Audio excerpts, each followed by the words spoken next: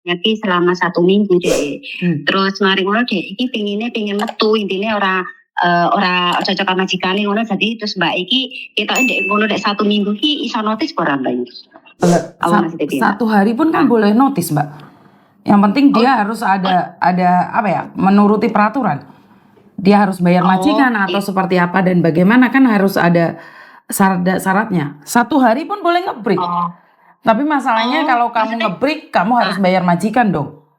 Kayak notis Mbak, notis kira-kira iso gak Mbak? 1 bulan ke depan, ya boleh dong 1 bulan ke depan. Tapi kamu kuat nggak nih? Kamu kira-kira kuat nggak dengan apa yang dilakukan oleh majikan? Jelas majikan akan ngamuknya kayak badai dong.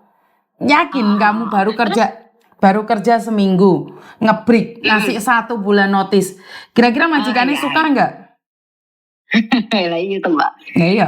Terus kira-kira sampone ngono Mbak, notis iku kira-kira engko lek sampone agent kira-kira iso bantu ora apa langsung aku harus pulang nih Indo ngono ya golek majikan Mbak ya. Wah kalau itu kan urusannya beda Mbak. Jadi ini 2 pertanyaan yang berbeda ya. Pertama sampean mengatakan 1 minggu apakah boleh ngebreak? Boleh.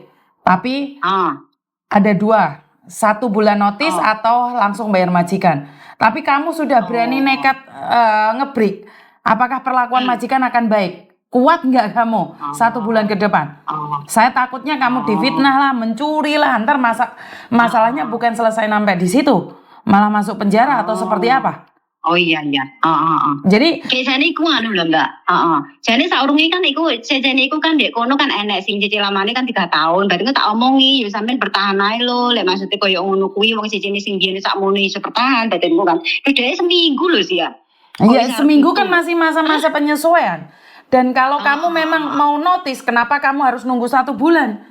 Ya mendingan kamu kerja 1 bulan punya uang langsung pergi. Nah, jane ngono ya Mbak. Menurut pendapat saya ya, karena kamu harus tetap taati peraturan. Kalau kamu baru kerja seminggu notis, ya jelas majikan mana yang nggak marah Mbak. Bayar agent mahal sekali loh, nggak murah loh. Iya Mbak. Bener nggak? Iya. Ya wis iku Mbak Yun ya. Ya wis lah suwen ya Mbak Yun ya. Yo, terima kasih. Yo, bye-bye. Waalaikumsalam. Oke, jadi 1 minggu notis. Apakah boleh? Boleh kok. 1 hari notis boleh kok. 1 hari masuk majikan pingin notis boleh kok. Tapi ini videonya jangan dipotong-potong ya. Tapi kalian harus sesuai dengan term and conditionnya. Majikan boleh nginterminit kalian. Kalian baru buka pintu naruh baju, majikan nggak suka nginterminit kalian juga boleh kok. Jadi memang ada term and conditionnya di mana kalian, jika kalian tidak suka dengan pekerjaan itu, kalian boleh ngasih 2 cara. 1 1 month notice ke depan, 1 1 month notice gaji. Loh bagaimana Miss kok gitu? Ya kalian bisa baca di peraturan di Labor Department bahwa itu boleh, bukan tidak boleh. Tapi setelah kalian notice, ini efeknya akan jadi panjang ya Mbak ya. Jadi tidak semudah itu aja ya. Jadi kamu selesai ngebreak, notice, terus kamu mau cari majikan lagi nih. Nah ini beda lagi, ini pertanyaan ini beda lagi. Apakah bisa turun visa? Nah ini beda. Sudah, ini kan tadi pertanyaannya cuma ngebreak 1 minggu kerja boleh nggak? Boleh. Tapi kalau berbicara tentang visa baru, waduh saya nggak bisa jawab. Karena ini adalah hak mutlaknya imigrasi Hong Kong. Jadi karena kemarin Koko Thomas ngomong sama saya, Mami ya, iku cecele dunyo kemtun sikana ya kewo visa empai. Jadi imigrasi sekarang semakin memperketat. Iya sebenarnya bukan semakin memperketat ya, karena memang dari dulu sudah ketat ya. Cuman karena dari banyaknya kejadian seminggu ganti majikan ataupun 1 bulan notis, jadi imigrasi sedang mempertimbangkan mengurangi masalah-masalah yang ada. Tapi kadang-kadang dari imigrasi sendiri sebenarnya harus menyelidiki juga dari pihak majikan. Ada apa dengan majikan ini? Kenapa setiap kali cecenya itu berhenti bekerja? Dan jika imigrasi memblacklist majikan itu, kalian harus tahu bahwa majikan itu orang Hong Kong dan mereka punya keluarga di Hong Kong. Sementara sampean itu cuma 1 orang. Kapan namanya sudah di blacklist dari imigrasi, nggak bisa balik lagi ke Hong Kong, udah kelar hidup kita, selesai, kita pulang Indonesia, atau kita akan cari negara lain.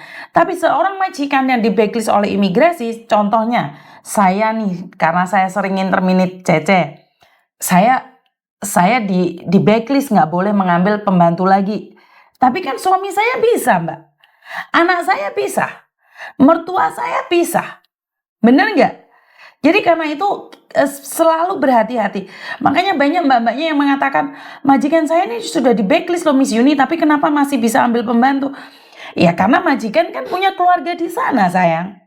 Sementara kita itu sendiri, kita nggak punya nyawa double di Hong Kong.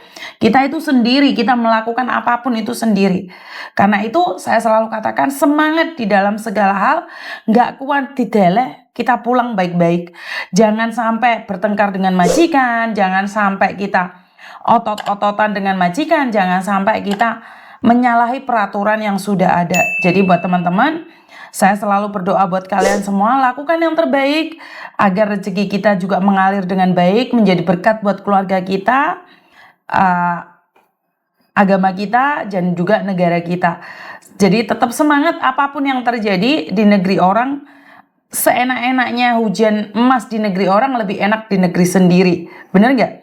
Walaupun hujan batu ya, tapi sebenarnya nggak enak juga sih kalau hujan batu ya, karena hujan air tiap hari aja bikin demam. Tapi ini cuma sebuah istilah buat teman-teman semuanya yang saat ini berada di luar negeri.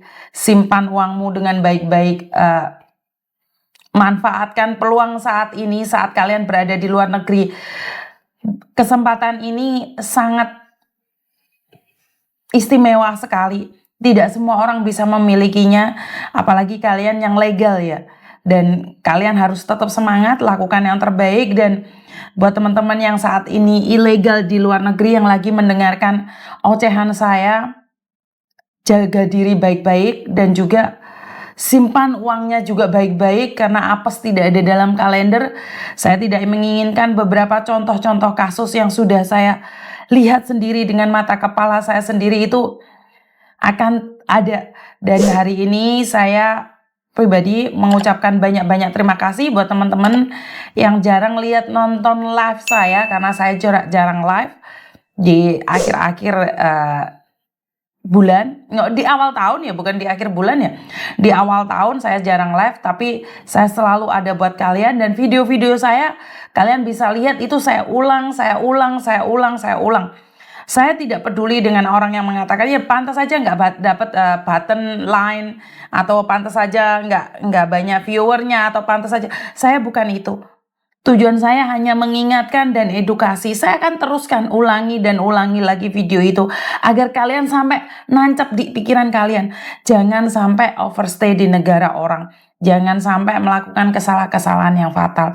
Itu aja dari saya, kurang lebihnya saya minta maaf, dan wassalamualaikum warahmatullahi wabarakatuh. Berkat Tuhan mengalir atas hidup kita semua, semoga semua mengalir hidup bahagia. Dan terima kasih, bye-bye.